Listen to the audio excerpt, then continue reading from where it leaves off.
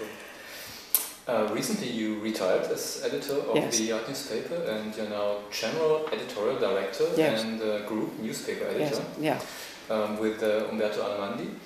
Will you tell us a little bit about your new position? Well, I keep saying this to Umberto Alemandi. I said, I'm the great supremo. We have three publications. We have the Giornale dell'Arte, which is the Italian, as I said, the Italian equivalent of the art newspaper. We have the Giornale dell'Architettura, which is a newspaper about architecture, and we have the art newspaper. And the idea is to try and find the points of synergy between the separate teams of journalists and to see what can spin off from them. Now, the first thing that's happened is, for example, that the Giornale dell'Arte and Giornale dell'Architettura have now archived all their material, which can be accessed online. And being added to that is all the kind of what's called the grey material. It's the publications, end-of-year reports by foundations, by museums, that come out in a form that doesn't get archived anywhere, but is incredibly interesting because it says what they've spent their money on, it says what their staff has been publishing, it talks about their renovation campaigns. So all that material is put online. So that's become a huge database of cultural information. The art newspaper archive has been online for quite a long time now, although separately. So that's one of the things that I've been doing. And the other is to see what spin-offs can happen in the way of books from our general knowledge of the whole art world. You mentioned online. Are there other projects you do or will do online? Well, we'd be interested. I mean, in doing other things. I mean, why not videos of exhibitions? Or at the moment we don't do that, but we're open to good suggestions. And we supply news under sort of. How do we say it? We sell news to various organisations such as Bloomberg and so on. Contemporary art. Yes. Did you do the Grand Tour, yes. Documenta, etc.? Yes. Well, I did only a part of the Grand Tour. I did the Biennale and I did Documenta. I didn't do Münster, and this year I just couldn't face Art Basel. It was too exhausting, the whole thing together. And I think a lot of people felt that, and we actually had an article in which we said that some of the American museum supporter groups, the friends who come on a tour accompanied by a curator, skipped Art Basel because they just thought they couldn't, again, like me, they couldn't face everything. So, yes, I did part of it. So this accumulation of art events, I think it's on one side it's heaven. Yes. And also hell. Yes. Well, you have to have enormously good shoes, very comfortable shoes, and you have to have an extraordinary appetite to look. And the Biennale is always very exhausting because it's so scattered. There's so many things to see. And I think that the opening has become completely demented with all these parties and people turning up just to go to the parties. I mean, I met people who at parties who were there, going to parties every day, and they didn't go into the Biennale at all, And by contrast, Documenta was wonderful. No parties. There was the Bürgermeister's party, and that was it. Which event did you like best of those you've seen? I'm afraid I like the Biennale a great deal better because apart from being the Biennale is so varied, there's so many different things. If you get tired of the Giardini, you can go and see Bill Viola's little film installation in one of a small church. You can pick and choose. Documenta, I found.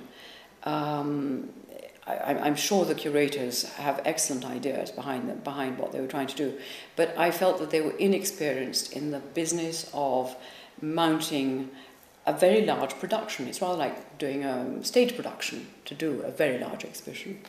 And you have to have the right size of objects, you have to put them in the right relationship to each other, and you have to give the viewer a sense that you knew what you were doing when you were putting the items where you were putting them.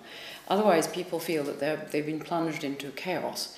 Now, some parts of Documenta, I thought, did give you a sense of a kind of Ariadne's thread, whereas the bit that was in pavilion, the temporary pavilion they built, the Aue Pavillon, seemed incredibly random. And I think the human spirit just doesn't react well to randomness. The previous documenta, Okno in Weza's documenta, was incredibly focused. It was about political misery and all the manifestations of unhappiness in the world. And it might have been depressing, but I mean, you also felt it had a very strong message. I felt it was the right message for the moment because it had come so soon after the Iraq War, and I personally had a feeling that art had to engage with such unhappiness or otherwise declare itself irrelevant. Sometimes I have the impression that a lot of work consists of a good idea but is not visually, doesn't make a visual impact. Yes. Do you have this feeling too? Well, with conceptual art, yes, but then conceptual art is something where you have to be very careful how you display it. You have to downsize people's expectations and put it somewhere very quiet and prepare people just to think. But I agree with you that we've come out of a phase of very idea-dominated art, and I think not for nothing we're now at the moment in a very garish phase, a very brightly coloured, very visual phase of art. And I think we proceed always by action and reaction in this. What do you think about artists being engaged politically or really explicit politically? If they, for example, if they do auctions or sell art or participate in auctions. Yeah, what do you think about that? Well, are you saying that if you are politically motivated artist, you shouldn't have an art, you shouldn't sell your works of art? You mean you should be above the art market? Is that what you're saying? I mean, are you nostalgic for the late 1960s? Perhaps. Yeah. Well, what is so interesting is that the late 1960s artists who tried to withdraw from the art market either gave up being artists or eventually started to sell their art. I mean, just think of Richard Long, who did, his walks. They were producing works of art that in theory were unsaleable, but then they produced photographs which were saleable. So if you want to be an artist, I think you have a perfect right to have something to sell because you have to live.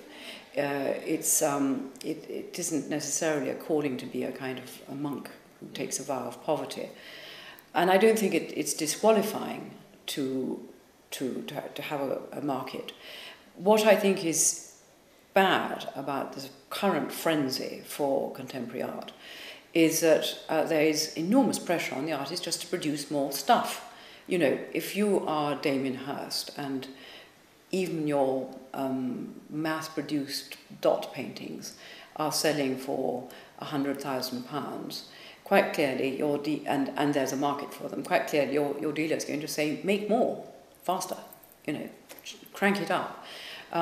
And this can't be right. But at least in that case, these are repetitive works, and he has a studio doing them.